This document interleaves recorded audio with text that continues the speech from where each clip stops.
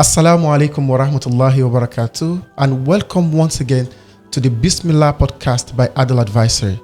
I'm your host, AbdulAkeem Akinbode. Today's conversation, we are going to be looking at some of the gap that most people don't like to talk about. Consider this.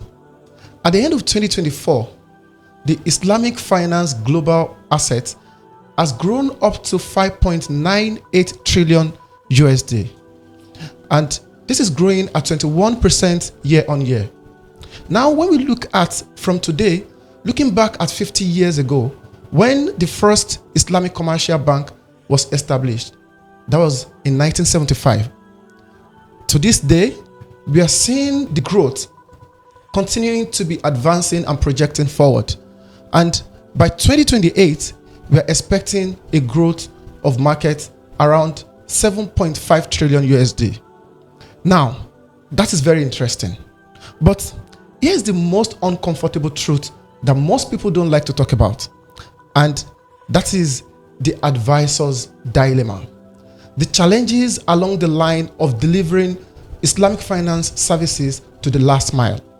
And these are part of the challenges that most advisor or advising firms they face in the process of delivering the so-called Islamic finance services. And when we look at the reality now, when we are seeing the growth and the opening of new frontier markets, like in Kenya, like in Ghana, like in Pakistan, and even the Central Asia, where we are seeing new markets unfolding. And this market also have their peculiar problem, which in its way, you may want to ask, is it a Sharia problem? Very far from that. These are problems that are wrapped in so-called headings such as tax codes, lack of talent, lack of standardization, and in some cases, political will. We are going to be discussing this, and we are going to be navigating from the lens of an advisor, not just any advisor.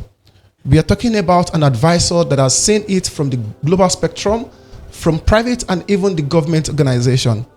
With me today discussing this is none other than Associate Professor Dr. Muhammad Eskandar Shah Muhammad Rashid, the Chief Executive Officer of ISRA Associates. He is a former consultant to the World Bank and also a former advisor to Brunei Belief Project, And not only that, is that he's also a member of the commission that is talking about the Malaysia Competition Commission, where he has been able to see from the private, the public, and even from the regulatory standpoint. Join me, let's have this conversation, and let's try to explore why are the challenges, what are the nature, and how has he been able to navigate them through his experiences. Thank you very much, Dr. Eskandar, for joining this session. Thank you so much for having me. Yes, it's a great pleasure to have you join us. So humbled to sit here like this with you today. It's a great honor. Yeah, I mean the honor is mine. Alhamdulillah. I'm honored to be here as well. Alhamdulillah. And to be part of the program. Alhamdulillah. I think the last time we sat this close was when we concluded the beefs in 2025, heading to the airport to catch another flight for another conference in Pakistan, if I'm not mistaken. Exactly, yes. I think we had a very interesting conversation, maybe the first of its kind, touching on different aspects. And part of those conversation gave insight to why we are having this larger and broader talk today. Trying to look at your current role, because you are a man of several hats. Even though many people cannot see, we can see, and I believe a large number of the audience also must have contacted or have one contact with you, either from the classroom perspective, from the advisory role, or in conferences as well. So let's try to narrow it down to, first, your current seat as the CEO of ISRA Associates. One will want to, in a way, probe that, looking at the fact that as an advisor, you are given a task of ideation to implementation. They consult you with ideas, you help them put it together and give them a roadmap of how to implement it.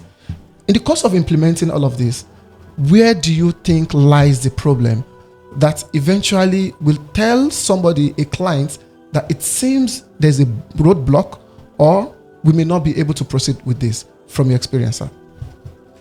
No, first of all, thank you so much for having me. And you are probably too kind of giving all these compliments. I'm really honored for it. Alhamdulillah. This idea of advisory and consultancy, I mean, what exactly that we are trying to do? We are actually trying to build the architecture of Islamic finance ecosystem. So we are trying to play a small part of it.